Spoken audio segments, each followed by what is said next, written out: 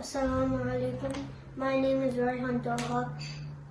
Bismillah, alhamdulillah, wa salatu wa salamu ala rasulillah. Inshallah, I'll be talking about Duaa Qunoot. Duaa Qunoot is recited in the final rakat of Witr. You read the Duaa Qunoot after coming up from ruku and before going down to sujood. Duaa Qunoot is Allahumma hdina fi man hadayt, wa'afina fi man afayt, wa tawallana fi man tawallayt, wa barik lana fi ma a'tayt, wa qina sharra ma qadayt, fa innaka taqdi wa la yuqda alayk, fa innahu la yadhillu man walayt, wa la yu'izzu man aadayt, tabarakta rabbana wa ta'alayt, la manja minka illa ilayk. The meaning of this dua is, O Allah, guide us among those whom you have guided. Pardon me among those you have pardoned. Protect us with those whom you have protected.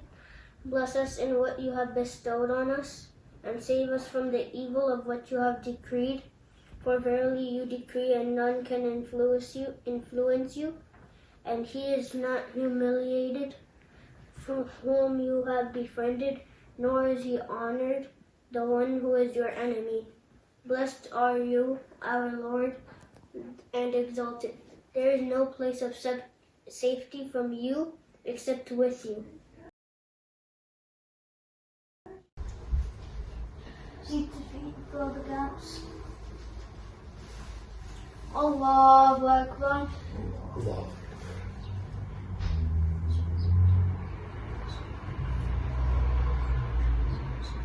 Alhamdulillahi Rabbil Alameen, Ar-Rahman Ar-Rahim, Maliki Yawmiddin, Iyyaka na'budu wa iyyaka nasta'in, Ihdina as-siratal mustaqim, siratal ladhina an'amta alayhim, ghayril maghdubi alayhim waladdallin. Ameen. Qul huwallahu ahad, Allahu samad, lam yalid wa lam yulad, wa lam yakul lahu kufuwan ahad. Allahu Akbar.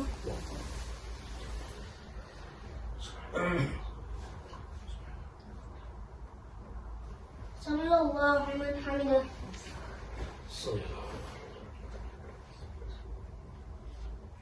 اللهم اهدنا فيمن هديت آمين. وعافنا فيمن عافيت آمين. وتولنا فيمن توليت آمين. وبارك لنا فيما أعطيت آمين. وقنا شر ما قضيت آمين. فإنك تقضي ولا يقضى عليك آمين. إنه لا يذل من واليت آمين. ولا يعز من عاديت آمين. تباركت ربنا وتعاليت آمين. لا منجا منك إلا إليك. آمين.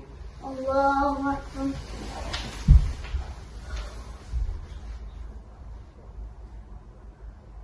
الله أكبر.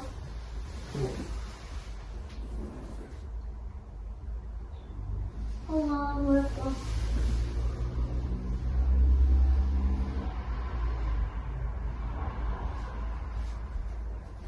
الله أكبر.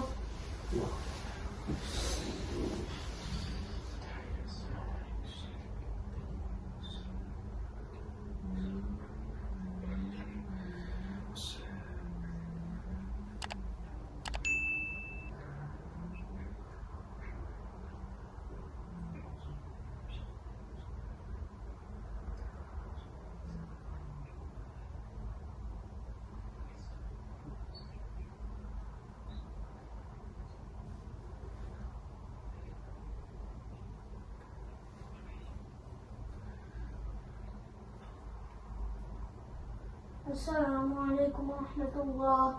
السلام عليكم ورحمة الله. السلام عليكم.